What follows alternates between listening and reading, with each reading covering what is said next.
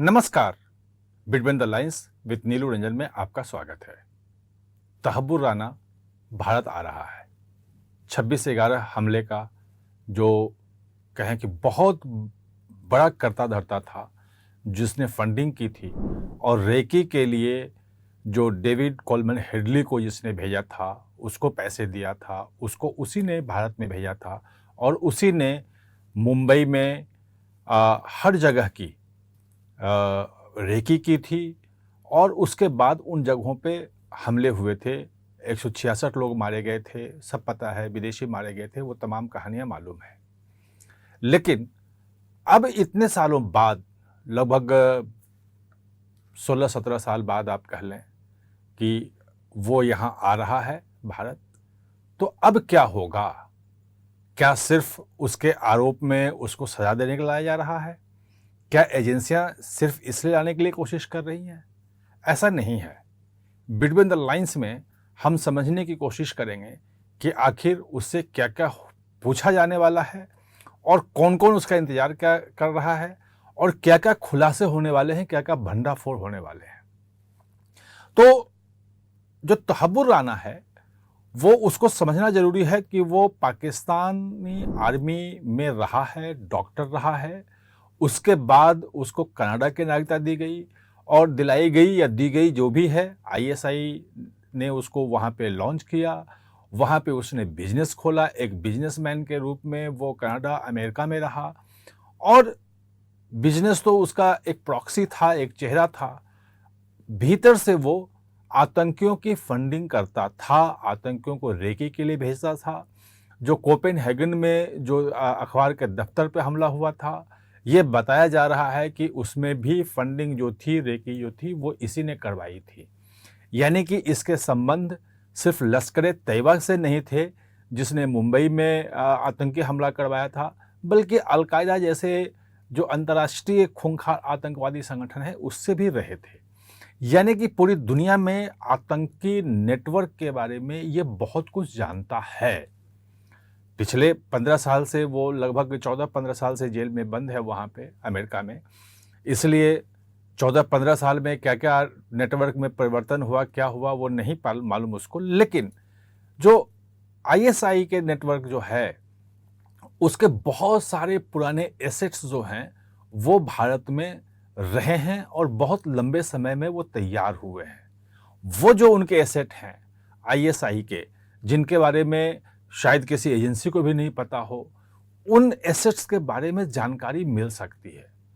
और उसके बारे में थोड़ा बहुत संकेत इस बात से आप समझ सकते हैं कि 26/11 का जब 2009 में हमला हुआ था आतंकियों का, 12 आतंकियों ने जो हमला किया था, इतने लोगों को मारा था। उसके पहले 13 नवंबर से लेके 21 नवंबर तक वो भारत में था तहब्बुर राना। अपनी पत्नी के साथ आया था। वो आगरा गया था, वो हापुड़ गया था, मुंबई भी गया था, कोच्चि भी गया था। कई जगहों पे वो गया था, जिसके प्रमाण हैं, जिसके सबूत हैं। उन जगहों पे किन-किन लोगों से मिल रहा था वो? किनको-किनको जानता था? क्या करने गया था? क्या केवल घूम रहा था वो?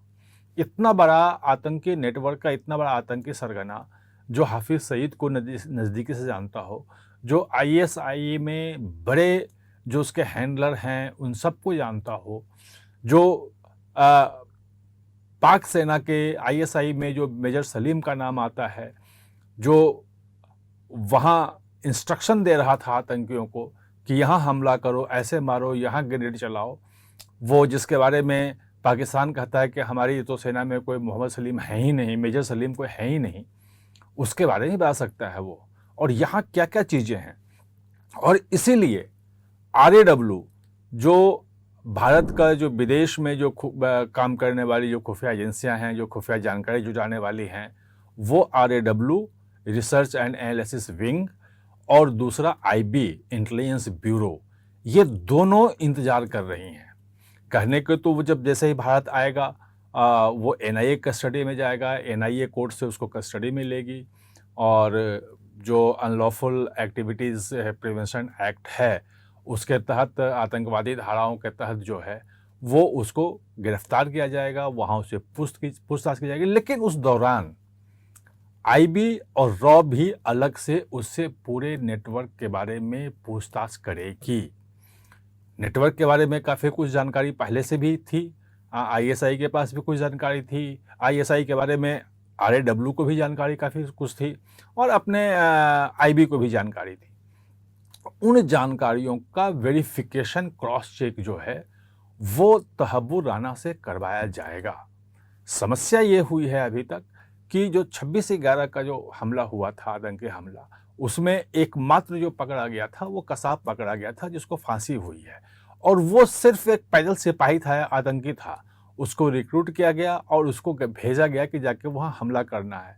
जो नेटवर्क के बारे में जानकारी है वो उसके बारे में नहीं जानकारी थी और जिनको जानकारी है, हाफिज सईद को जानकारी है और बाकी जो लश्कर-ए-तैयबा के जो बड़े लोग हैं उनको जानकारी जो है, बड़े आतंकियों को, उनके बारे में पाकिस्तान कुछ नहीं कहता है। चार्जशीट के बाद बहुत सारे डोसियर भेजे गए हैं, उनको एक्स्ट्राडिशन के रिक्वेस्ट भी किया गया है, लेकिन पाकिस्तान इस ढंग से किसी भी उनके इन्वॉल्वमेंट के लिए इनकार करता है और बिल्कुल मना कर देता है।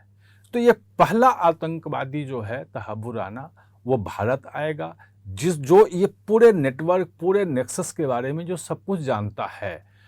लश्कर-ए-तैयबा की फंडिंग कैसे होती है, आईएसआई के साथ किन-किन लोगों से उसकी बातचीत होती है, आईएसआई कैसे ऑपरेट करता है, भारत में पैसे कहाँ-कहाँ से कैसे भेजता है, अंतर्राष्ट्रीय पूरा नेटवर्क उसका क्या है जो भारत में आता है और भारत में उसके एसेट्स कहाँ-कहाँ हैं।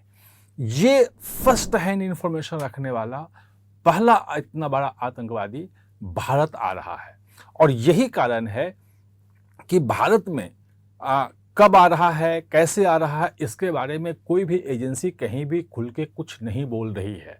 सबका यही कहना है, जितने लोगों से मेरी बातचीत हुई उनका कहना था कि एक बार भारत आ जाए वो, उसके बाद हम आपको बताएंगे। विशेष प्लेन उसके लिए जहाज भेजा गया है, वो जहाज बिल्कुल गुप्त रखा गया है कि कौन सा जहाज है, कब वहाँ चलेंगे। ये कहा जा रहा है कि भारतीय अधिकारियों को उसको हैंड ओवर कर दिया गया है और वो रास्ते में भी हो सकते हैं, आज रात में ही पहुंच सकते हैं, कल सुबह ही पहुंच सकते हैं, कभी भी वो आ सकते हैं और आने के बाद उसको बहुत ही गुप्त तरीके से पूरी सुरक्षा व्यवस्था के साथ रखी जाएगी, जहां कहीं किसी को उस तक पहुंच नहीं होगी। और देश की जितनी बड़ी एजेंसियां हैं, आरएडब्ल्यू से लेके आईबी से लेके, ये सब उनसे पूछताछ करेगी। स्पेसिफिकली एनआईए जो है वो 26/11 का जो मुंबई हमला था आतंकी, उसके बारे में और उसके नेटवर्क के बारे में, और जो पाकिस्तान ने कहा था कि ये नॉन स्टेट एक्टर्स ने हमला किया है, हमारे स्टेट का मतलब पाकिस्तानी सरकार का और उसके किसी सरकारी एजेंसी का, आईएसआई हो या उनका आर्मी हो, उसका कोई रोल नहीं है। तहब्बुर राना ये बताएगा कि जो नॉन स्टेट एक्टर्स हैं, जिसके पाकिस्तान कहता है कि नॉन स्टेट एक्टर्स हैं, वो ये सब काम कर रहे हैं, भारत में आतंकी हमले कर रहे हैं, सरकार का कोई हाथ नहीं है। तो सरकार और ये इन नॉन स्टेट एक्टर्स के बीच में कैसे चोली दामन का संबंध है, कैसे एक दूसरे के साथ ही मिलके काम करते हैं, ये तमाम चीज़ें खुलेंगी और भारत में जो नेटवर्क का पर्दाफाश होगा, जो आईएसआई के जो एसेट्स हैं और जिन लोगों से हापुड़ में, आगरा में, कोच्चि में, मुंबई में तहब्बुर राना मिला करता था, मिलने गया था, वो कौन कौन थे, उसके पहले भी वो कब कब आया था, ये तमाम चीज़ें पूछी जाएगी और आतंकी नेटवर्क का एक बहुत बड़ा भंडाफोड़ होने वाला है। आगे आने वाले दिनों में आपको कई चौंकाने वाली चीज़ें, कई सनसनीखेज चीज़ें आपको जानकारी में मिलेगी और जैसे जैसे जानकारी मिलेगी हम आपके पास लेके आएंगे। आप हमारे साथ कार्यक्रम में जुड़े, इसके लिए बहुत बहुत धन्यवाद।